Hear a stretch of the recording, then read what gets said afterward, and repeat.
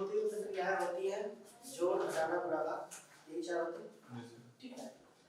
अब कभी भी औसत का पार्ट हुआ आपसे पूछा गया है एवरेज वाले टॉपिक से, बोला है कि 8 संख्याओं का औसत 44, कितनी संख्याओं का औसत कितनी हो सकती है कोई फर्क नहीं पड़ता यदि प्रत्येक संख्या में y जोड़ा जाता है। सुनो मैं क्या बोल रहा हूँ, यही बात मैं ये बोल रहा था आपसे, यदि प्रत्येक संख्या में y जोड़ा जाता है, 5 जोड़ा जाता है, 10 जोड़ा जाता है, z जोड़ा जाता है, कुछ भी जोड़ा जाए, या तो y जोड़ा जाए या तो y घटाया जाए या तो y गुणा किया जाए, y से गुणा किया जाए या तो y से भाग किया जाए।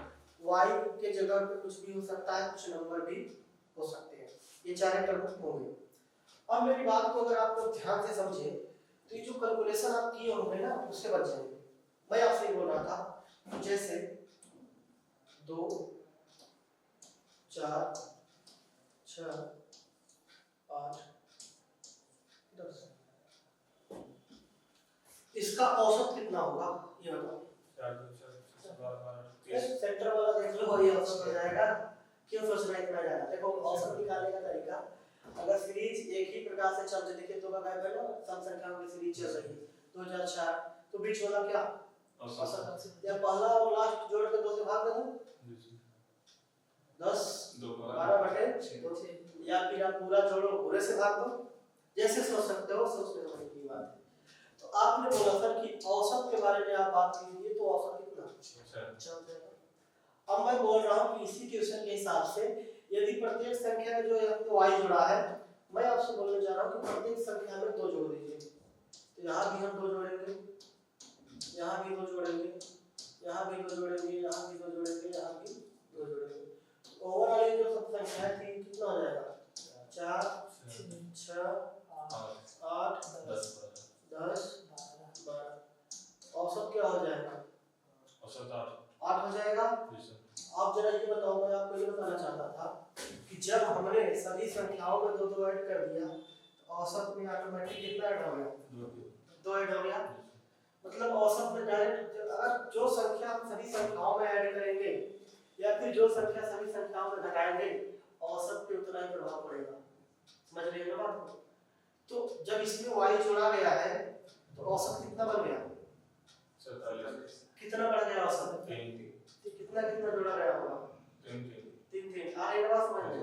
तो दोबारा से पूरा कैलकुलेशन नहीं निकालना इसका, डायरेक्ट हमको अरे घटाया गया होता तो हम घटा लिए होते, गुणा किया गया होता तो हम गुणा कर लेते, भाग किया गया होता तो भाग कर लेते, तो डायरेक्ट हमको पता चल रहा है कि 44 से बढ़ के 47 हो गया, कितना बढ़ गया 3, ठीक है।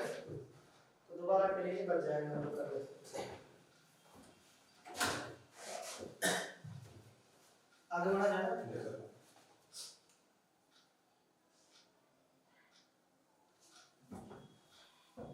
अनुपात y बराबर 7, 5 आना चाहिए, ये गड़बड़ है यहाँ पे एक नंबर और होना चाहिए, लगाया नहीं सर इसीलिए सर हम लगाए थे 5 लिखे थे, 4 आता है सर ये वाला, अच्छा 5 लगा रहे हैं तो ऑप्शन मैच कर रहा है, गलती हो गया होगा, चलिए 5 ही कर लेते हैं। कोई भी देखो ऑप्शन मैच कराने वाला ये ठोस काम थोड़ी है कि हम ऑप्शन मैच करा दीजिए, ऑप्शन मैच करने बड़ी अच्छी बात है, नहीं करे तो हमारा कांसेप्ट क्लियर होना चाहिए। हो सकता है ऑप्शन गलत हो सकता है यहाँ पे गलत, चलिए आप 5 कर रहे तो हम 5 ही ले ले रहे हैं, कोई दिक्कत नहीं, ठीक है। तो इस टाइप का क्वेश्चन हुआ तो था, ये क्वेश्चन हुआ था ना इस टाइप का, तो आप लोग कर लेंगे ना। उसमें एक अनुपात y इस बात जब भी पूछा है तीनों पर बात निकाल लेंगे। आपने बोला कौन सा रहा है, d वाला, ठीक है, अपने हिसाब से देख लीजिएगा आप, कोई भी नंबर लेके क्वेश्चन कर लेना।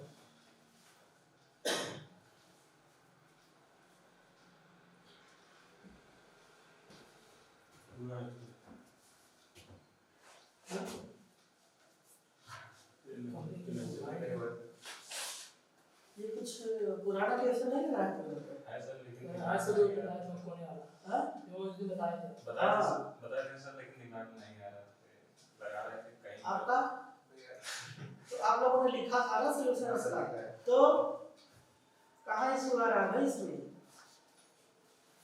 अरे हमने बताया था एक कमरे की लंबाई चौड़ाई ऊंचाई दिया है 16 मीटर, 12 मीटर और 15 मीटर, तो उस कमरे में रखी जाने वाली सबसे लंबे क्षण की लंबाई इस कोने से उस कोने विकर्ण के बारे में बात किया था। और हमें प्रॉपर तरीके से आपको क्या बताया था, L square plus V square plus H square यही तो बताया था। तो लेकिन हम वो वाला सूत्र रख रहे हैं पाइथागोरस वाला। अच्छा नहीं तो ये हमने बताया था ना तो विकर्ण के लिए लगाओ जल्दी से इसको लगाओ, सॉल्व करो फटाफट।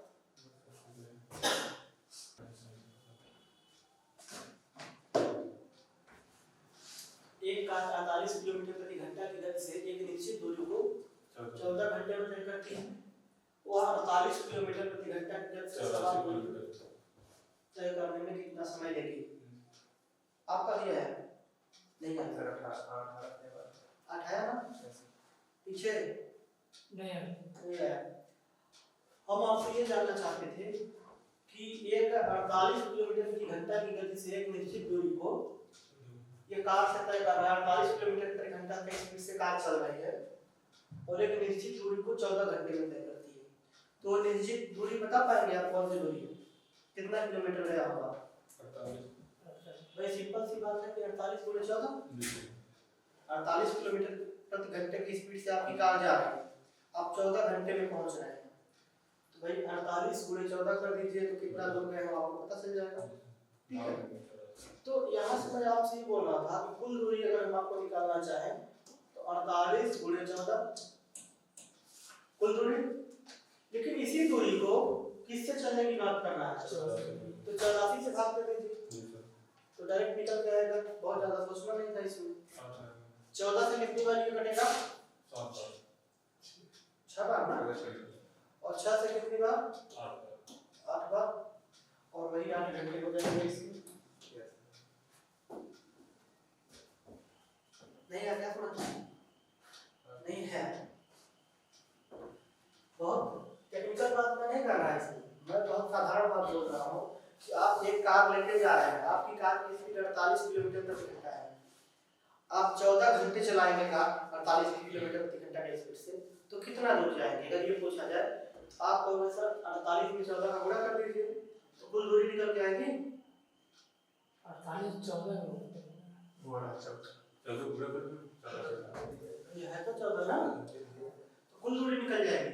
और ये जो दूरी निकली है इसी दूरी को बोल रहा है कि यदि वो कार 84 किलोमीटर प्रति घंटा की स्पीड से चलना शुरू कर दे तो कितने देर में जाएगी? 8 घंटे में जाएगी। नहीं आ समझ में?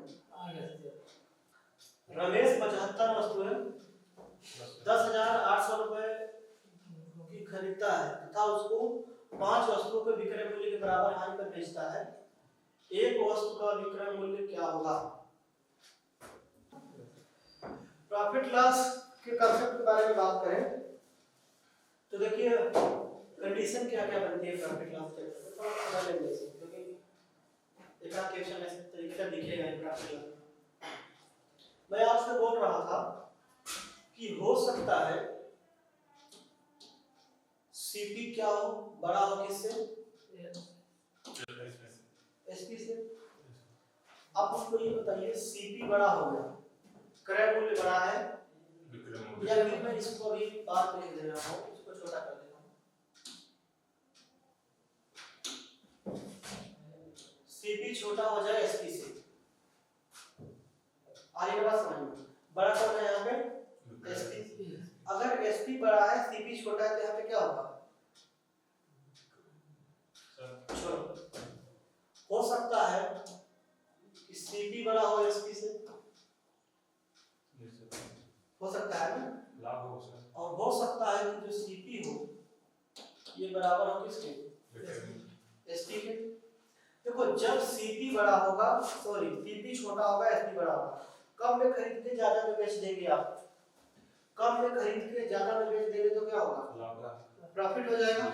तो इसे बोलते हैं प्रॉफिट। तो प्रॉफिट बराबर क्या हो जाएगा भैया? एसपी माइनस सीपी, क्योंकि जो बड़ा है उसमें से छोटा घटेगा, तो हम यहाँ पे बोल देंगे एसपी माइनस सीपी। ठीक है, यहाँ पे देखो सीपी बड़ा है मतलब ज्यादा में खरीदा कम में बेचा, तो क्या हुआ, नुकसान हुआ, लॉस हुआ, और लॉस हुआ तो भाई कौन सा बड़ा है, सीपी, तो सीपी माइनस एसपी।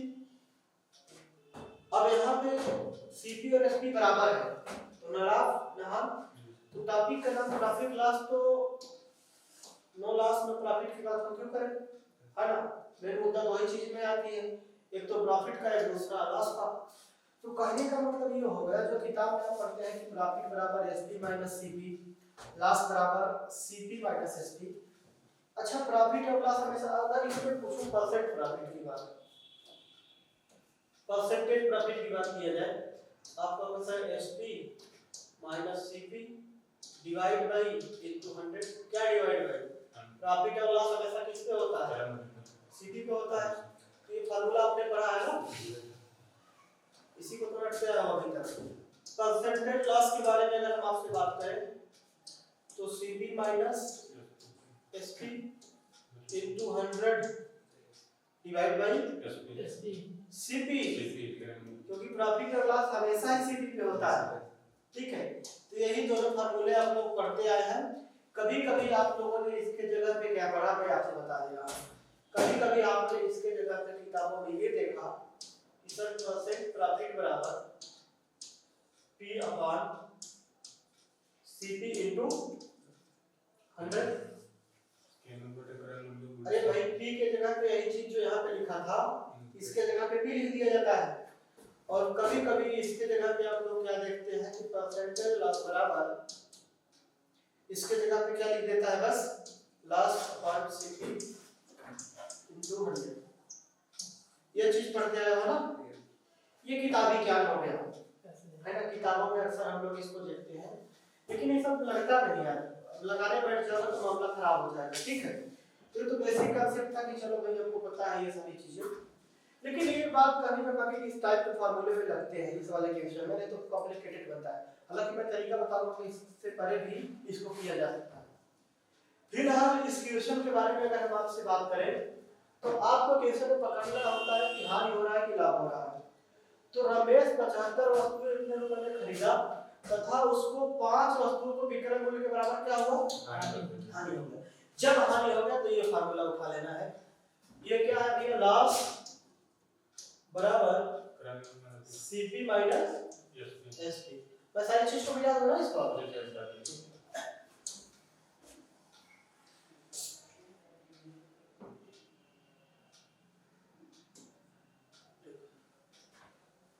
अच्छा देखिए, यहाँ पे ये जो लॉस हो रहा है वो किसके बराबर हो रहा है, 5 वस्तुओं के विक्रय मूल्य के बराबर लॉस हो रहा है। तो जो लॉस है ये एसपी के बराबर हो रहा है। किसके एसपी के बराबर हो रहा है भाई, 5 एसपी के बराबर कितने वस्तु खरीदी गई, 75 सीपी। भाई खरीदी गई होगी तभी तो बेची गई होगी, इसमें आपको ध्यान देना होता है, ठीक है।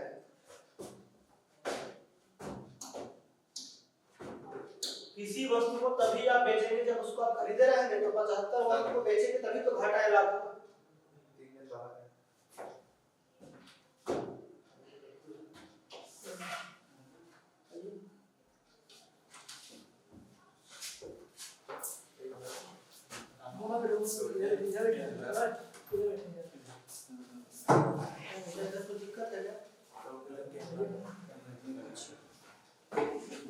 देखिए, अगर आपने 75 वस्तु मान लीजिए खरीदा है, आप जब तक पूरा बेचेंगे नहीं तब तक कैसे पता करेंगे घाटा हुआ कि फायदा हुआ। तो उधर हमने लास्ट को बनाया है, लेकिन इसको 75 हमको एसपी भी करना पड़ेगा, है ना। पहले खरीदा फिर बेचा, बेचने के बाद पता चला कि 5 के बराबर क्या हो रहा है, लॉस हो रहा है। तो यहाँ से मैं इस बात को अभी मैं बताऊंगा तरीका शॉर्टकट क्या होगा।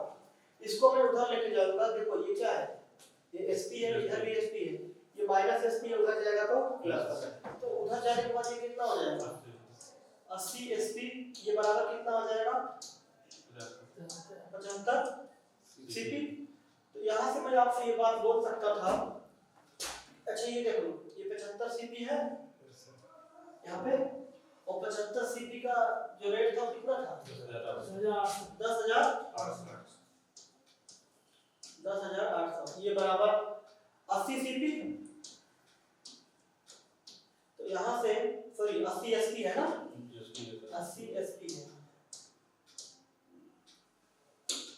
एसडी। तो यहाँ से अगर हम एसडी के बारे में फाइंड करने की आपसे बात करें तो 10800 डिवाइड बाई कितना 80 और इसको आप काट पीट रहे हो तो कितना हो जाएगा 135। ये तो भावनाओं में बहने वाली बात हो गई ना कि मैथ बहुत बढ़िया तरीके से आती है, फार्मूला वाला सब बनते हैं तो हम कर लेंगे। अभी हम बात करेंगे मुद्दे की, तब तक शाम को इसको हो गया। अब एक बात हमारा ध्यान से सुनना, कभी भी ऐसे क्वेश्चन बने आपसे कि कुछ वस्तुएं खरीदा गया, 5 की वस्तु के बराबर हानि हो गया, 20 की वस्तु के बराबर हानि हो गया, तो कभी ये सब लॉजिक नहीं लगानी होती है। हम क्या करेंगे, हमने कितनी वस्तुएं खरीदी 75 वस्तुएं खरीदी, हम 5 का हानि ना होता, 10 का हानि हो, 15 का हानि हो, 20 का हानि हो, कोई फर्क नहीं पड़ता। 75 खरीदा था ना, 5 के बराबर हानि हुई थी ना, 75 5 भाग देता हूँ इसको। आगे के बाद समझ में क्या बोल रहा हूँ, जितना खरीदा जितने की हानि हुई दोनों को जोड़ दो और भाग दे दो इस वाले नंबर को, वही आपका क्या हो जाएगा आंसर। ये परम सत्य है, हमेशा के लिए रहेगा ऐसे क्वेश्चन। जब कुछ वस्तु खरीद के कुछ हानि हो रही है आएंगे तमाम क्वेश्चन आएंगे अलग अलग। और जब तक आते हैं तब तक हम कुछ बातें आपको बताते हैं। क्या बताते बताओ। इसमें जगह ना, चलो इतना है जगह इसमें।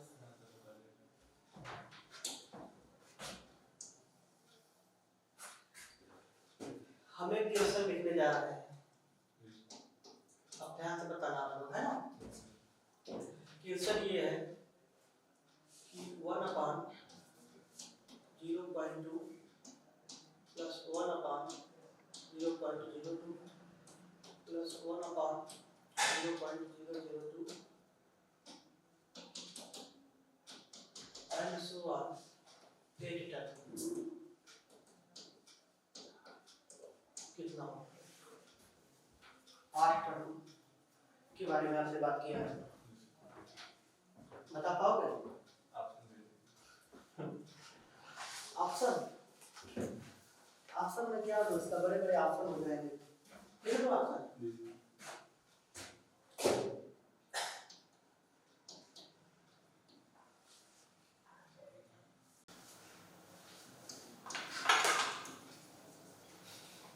2 times 8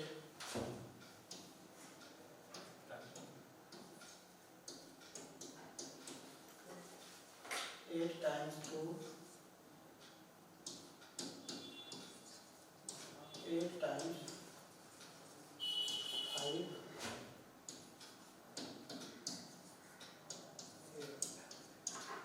इसको बनाओ। चलो बोलो जल्दी जल्दी। देखो अगर मुझे 1 घंटा पढ़ाना होता ना तो नंबर सिस्टम अगर फंसता तो तुम कर तो लेते ही एक बार, सीरीज वाले फंस जाते थे। अब मेरी बात को ध्यान से समझना, कभी भी सीरीज वाले क्वेश्चन आपको दिखें, चाहे एसएससी की तैयारी कर रहे हो चाहे किसी चीज की तैयारी कर रहे हो, ठीक है, कभी भी इस तरीके के क्वेश्चन दिखे आपको तो आपको कभी पूरा नहीं सॉल्व करना होता। क्या हो गया भाई? अच्छा अच्छा नंबर रखा है आपने, रखा है। देखो पहले हम लोग क्या करते हैं, पहले हम एक टर्म सॉल्व करते हैं फिर दोनों को एक साथ सॉल्व करते हैं। पहला टर्म क्या है भाई 1/0.2, तो हम क्या करेंगे तो यहाँ से पॉइंट हटाना हो तो ये 10 बटा हम 2 लिख सकते हैं और ये बराबर कितना 5। तो पहले एक टर्म सॉल्व किया फिर दोनों को एक साथ।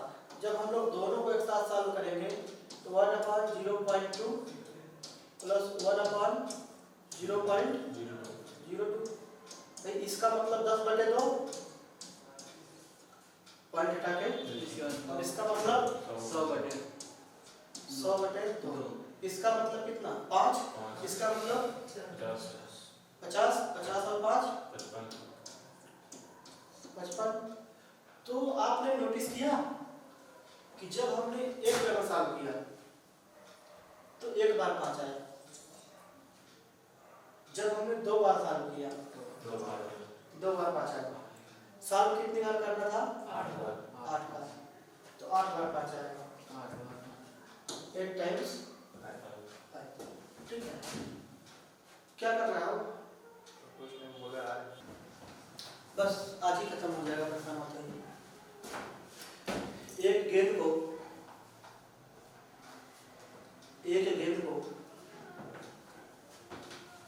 120 मीटर की ऊंचाई से गिराया जाता है। एक गेंद को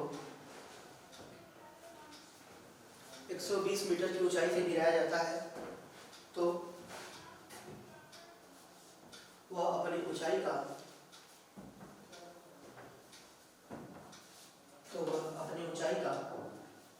आधा कूदती है। तो वह अपनी ऊंचाई का आधा कूदती है, आधा कूदती है। तो बताइए वह कितना दूरी तय करेगी?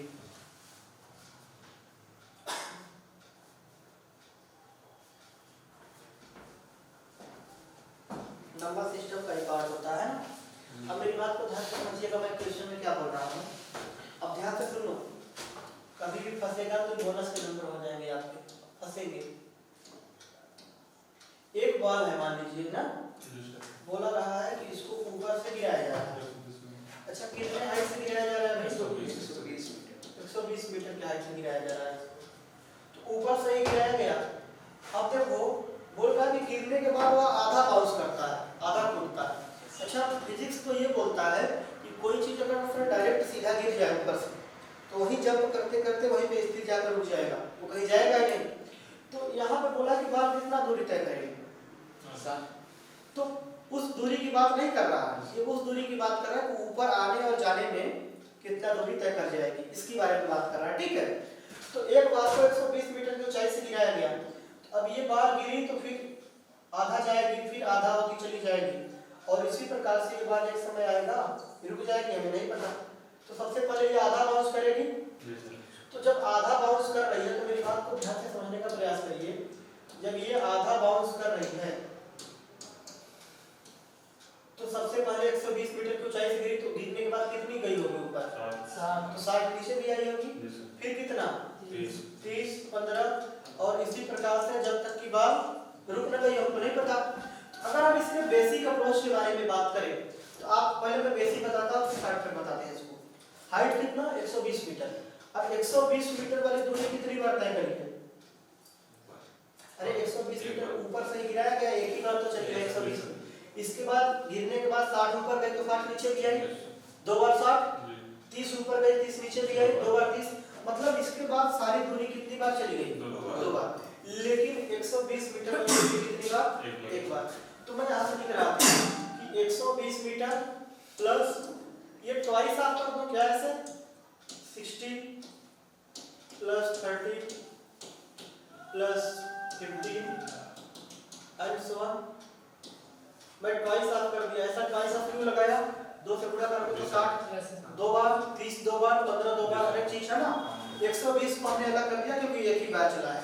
अगर ये ब्रैकेट आपको सॉल्व करना बन गया, इसका मतलब आपने क्वेश्चन सॉल्व कर लिया।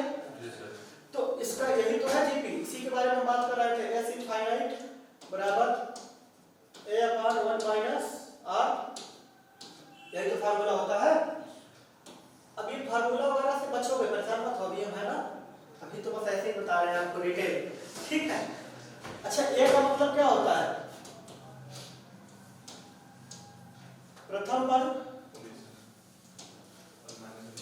आर का मतलब कॉमन डिफरेंस है ना, कॉमन डिफरेंस। अब मेरी बात को ध्यान से समझिएगा। ए का मतलब प्रथम पद, प्रथम पद कितना है? 60 divide by 1 minus R, common difference है ना, कॉमन अंतर। 60 और 30 हुआ, आधा हुआ, 30 से 15 हुआ, आधा हुआ, तो अंतर कितने का? आधे का आ रहा है ना, तो हम आर की जगह पे आधा लिख देंगे। अब मेरी बात को ध्यान से समझियो, 2 का पूरा 1 में करेंगे 2, 2 में से घटाएंगे 1/2, तो कुल मिलाकर कितना आया? 60/1/2, 2 को ऊपर लेके जाओगे कितना हो जाएगा? 120। तो इस ब्रैकेट का कुछ और मतलब नहीं था, कितना था? 120। तो 120 इस ब्रैकेट में आप रखेंगे तो 120 गुना 240 और 120 360, तो वही 360 आपका क्या हो जाएगा? आंसर हो जाएगा। तो ये तो बात थी बेसिक अप्रोच के बारे में कि चलो भाई आती है इसलिए हम कर दिए। अभी हम आपको बताएंगे तरीका हमें कैसे करना होता है इन सब प्रश्नों को, है ना।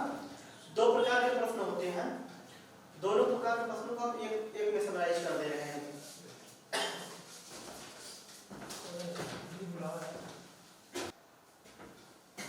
अब मेरी बात को ध्यान से सुनो, करना कैसे होता है इसके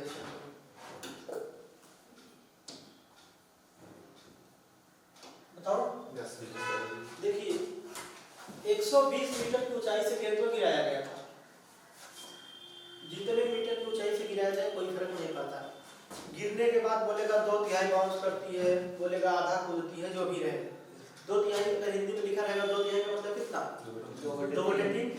इसमें आधा बोला है, आधा का मतलब कितना 1/2। 2 और 1 कितना होता है 3। बात ये कितना 360 मीटर। ठीक है, तो इस प्रकार से कर देंगे। लेकिन इसमें दो वैरायटी बनती है क्वेश्चन की। क्वेश्चन की दो वैरायटी इस हिसाब से बनती है कि कभी कभी क्वेश्चन क्या देता है ना 3/5 गेंद कूदती है। अब अंतर सुन लो, नहीं गलत हो जाएगा क्वेश्चन। जितने आसान है उतने कंफ्यूजन। भाई आप सब कहाँ थे भाई अभी तक? ये देखिए 1/2 है, तो 1 और 2 कितना 120 में 3 का गुणा कर दिया आगे। हमको क्या करना होता है 1 और 2 में अंतर कितने का अंतर से भाग भी देना होता है। इस क्वेश्चन में तो अंतर कोई था नहीं, 1 से भाग देते कोई दिक्कत ना होती। लेकिन अगर 3/5 पूछ लेगा, इधर देखो 3/5 पूछेगा, आप क्या करोगे 5 3 8 गुणा तो कर दोगे, लेकिन 5 और 3 में अंतर कितने का 2 का। 2 से भाग भी देना होता है, सब मामला गड़बड़ हो जाएगा, धरा का धरा हो जाएगा ये आंसर। ठीक है, तो ये बात भी आपको ध्यान देना है। और इसी दोनों लॉजिक पे दो ही पैटर्न बनते हैं आपके एग्जाम में।